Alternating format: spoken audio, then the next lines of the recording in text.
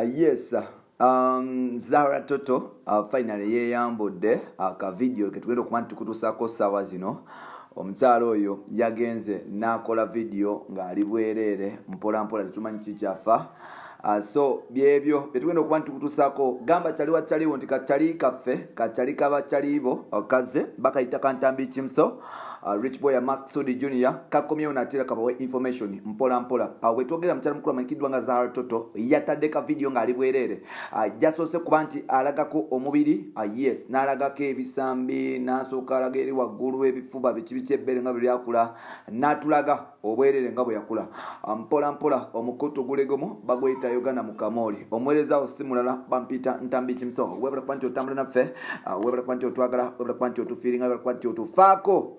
Zara Toto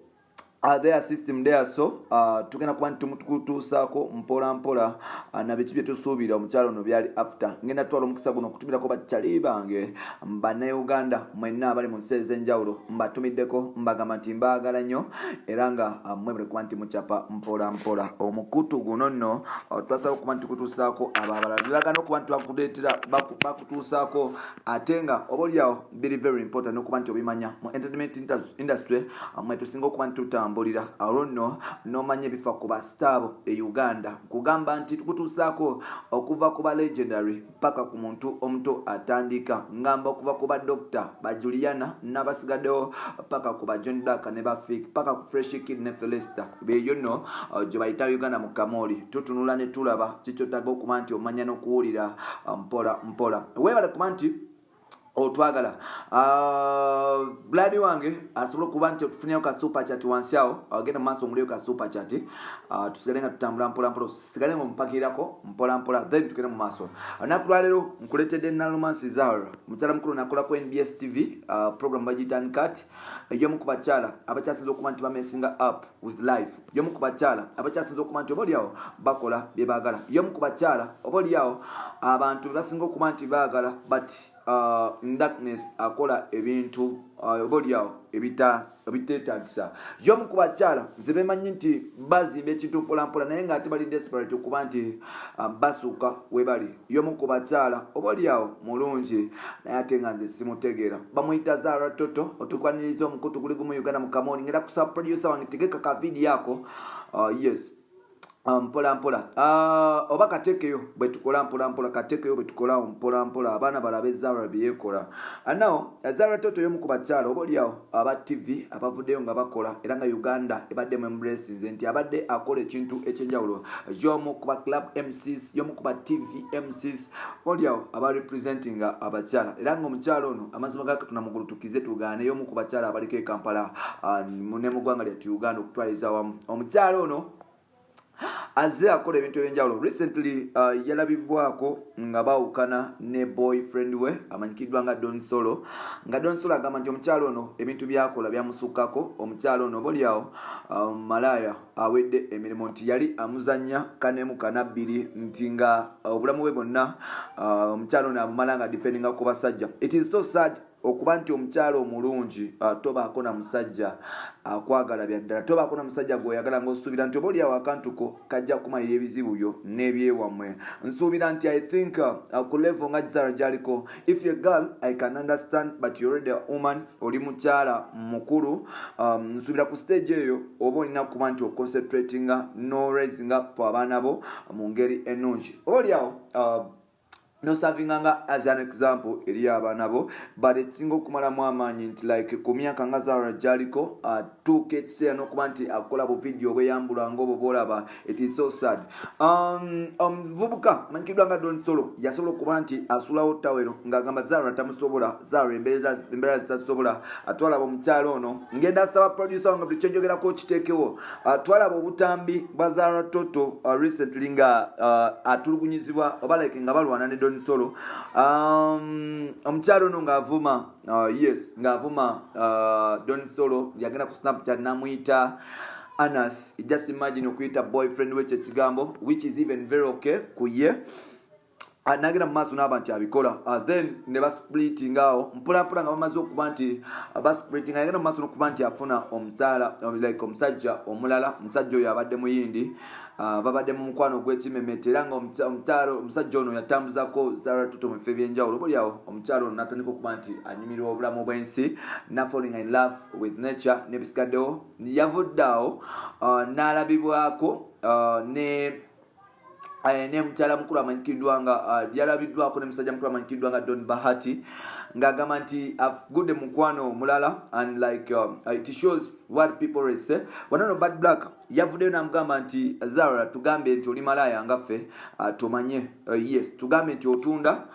tugambe nti oli malaya tumanyire ddala nti weetunda nga ffe then nawe twekuba client bo naffe tukwekuba ffe. Mu Uganda nkiddamu mu Uganda bawala bangi abali awo nga badipendinga obuli awo ku basajja bawala bangi abatalina abawala bangi abalungi nga tebalina magezi sorry to say that this anage mazima abawala bangi abali eyo mu Uganda nga baslay queen baslayer balungi naye nga tebalina magezi and they can't use their beauty to get what they think they can get wabula they use their beauty bubi nnyo ne bamaliza nga beetunze ne bafuna obulwadde ate ne batandika okukabirira abantu abo ne bagamba nga babasiga obulwadde like abakyala bangi so nolwekyo Zara Toto twalabyeko akatambi akafulumye ku mukutu gwe ogwa TikTok mpola nga omukyalo ono yeyambula. Omukyalo ono yabadde alagako amabeere ng'alagako akabina yes n'atulagako ne bwe yakula mu maaso awo which is okay ng'azina to me to be honest me I wasn't impressed era nga siri musanyufu na behaviors ezo like abakyala abasinga zibagenda okukola because ebintu byekyama ebyo like private parts sigala nga private parts I think singa mukama yali ayagala tuziraga abantu yali zijjeyo obuntu bwaffe obunabuteeka mu face oba nabuteeka ku bwenyi lwe tulabira okitegera nti like kubanga buli omu akulaba asooka kutunira waggulu awo ku mutwe awo singa ebintu ebyo bye mwagala otulaga singa byali birungi nnyo mwali badde nga Mukama Katonda singa yalaba nti ebirungi nnyo yali bikutte n'abiteeka mu bwenyi oba mu face oba kwaga amatama ago ge mwogeza naye but unfortunately Mukama yagenda okulaba nti ebintu ebyo tebirabika bulungi nnyo n'abikwata n'atandika okuba nti abikweka mpola it is so sad nti ate ebintu Mukama Katonda olyawo bwe yakweka abantu ennaku zino ku mulembe gwa digital mujjawo ne mubiteeka anti ogenda kwesanga nti abawala b'e Kampala ne Uganda omwana okwata video ng'ali bwereere si kyekikulu omwana akwata video ne munnewe nga bali mu buliri they are having sex which is very very very terrible which is like botunulira Uganda how like things are moving ogamba nti aneda basita bangi ngenda ku Anita Fabiola yavayo natulaga obwerere bwe natulaga nga bwe yakula of course bangi bayogera desire zinayo mukwabo Clet Chothaire yes yo mukwabo ngenda kuleta mukyala mukulu amanyikirwa nga Robina Mwerukono wasama mwale ku Bukedde TV yavayo nga ba having a sexy ne musajja mukulu amanyikirwa nga Kasumali it was so terrible kuba tulaba ebintu bwe bityo and it is so sad okuba nti bikyatambula bwe bityo tuvayo tulaba mukyala mukulu amanyikirwa nga yes Bettina Tiana yomu ku bakyala abaddugavu bolyawo nze bensinga okuba nti neegomba naye okuva bwe yakwata obwerere bwe n'abuta I think tewali muntu ali interested mu kuba nti addamu kuba nti amulaba so nolwekyo Zara Toto lyerekubo lyakutte agenze mu maaso alikodize ka video ng'ali bwerere I don't know what like kambabuuzeko ekibuuzo bakazi mmwe kiki kyemufunamu nga mukutte ebifaananyi byammwe ebyobwerere ne mubisindikira abasajja oba kiki kyemufunamu nga mukutte ebifaananyi byammwe ebyobwerere ne vidiyo ez'obwerere ne musindikira abantu abo do you think bw'okwata vidiyo oba obwerere bwo n'obulaga omusajja osuubira omusajja oyo agenda kuddamu okwegomba osuubira omusajja oyo agenda kuddamu okukubira essemo osuubira omusajja oyo n'afuna appetite because abasinga mu bikola nga because mbogamba boyfriend wange ali wala asobola okugumiikiriza paka lw'otuuka baba ayagala kukulaba n'akufuula mmira n'akwambula n'akulaba lunaku lulamba then okwata obwerere bamwe ne mupostinga ku internet ne mukozinga chaos ne troubles abamu kummwe n'obwerere bamwe bulabika bubi ne mutambula nga gondi oli yakula bwetyo bibiri byakula bwe biti abamu temusala na kusala temwensalira temweyonja ne mutulaga ebintu byamwe nga byonna bikyafu bikumufu bizibu kati Zara Toto why do you come up notandika otulaga ebyo ebintu byebyo byotandisa okuba nti otulaga because ffennaffe tulina abakyala baffe abalungi bakazi baffe nno balungi eddala nti omukazi omutuukako nogamba ye mukazi wange yoyo nga talina we yakyama naye ate tetugamba bakazi baffe ne tugamba nti baby to let's have fun naffe twagala okuba ntulirako obutambi bwo naye tetubasaba why do you think olina okukwata video ng'oli bwerere nogipostinga ku social media I think that is wrong and like nze sijja kubeerawo mbu mpolereza kintu kikyamu olw'okuba oli media personality munnange akola mu media nga nze like Uganda like abaana bangi ba inspiring like yes era nga like bw'obanga omwana oli eyo nga wazaala omwana olina omwana wo mulungi nnyo omwagala nnyo wa buwala naye nga yeegomba Zara Toto like she's inspired abantu nga Zara Toto abantu nga Anita Fabiola abantu nga Desire Luzinda however much like people change and I don't want to judge those people about ebifaananyi byabwe before because those people reformed but Martha K reformed ogenda okulaba nti Martha K ayambala decent okitegeera but when you look at this chick Zara Toto and like those people are like nga naye alina omwana gwe inspiring ayagala kukolera abeere nga Zara bana kibagenda okuinspiringa nga alaga obwerere obwo your daughter nga nawe oli mukyala oli muwala oli eyo Zara Toto akuinspiringa Bad Black akuinspiringa kweli olina amagezi mukazi gwe nga like Bad Black you inspired by Bad Black olina amagezi people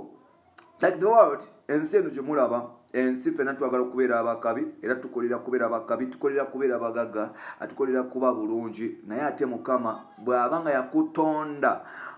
yakutonda nti olina kukozesa ekintu kyekyo kyakutondesa okuzaala n'okusanyusa boyfriend wo omu nsuubira that is the right thing kyolina okuba nti okozesa bw'ogenda mu maaso n'okozesa ekintu ekyo ate okukikozesa commercial nsuubira oba ofuuse malaya and it is the reason why like it is the reason as to why many girls out there are still single and they are still crying abawala bangi bali eyo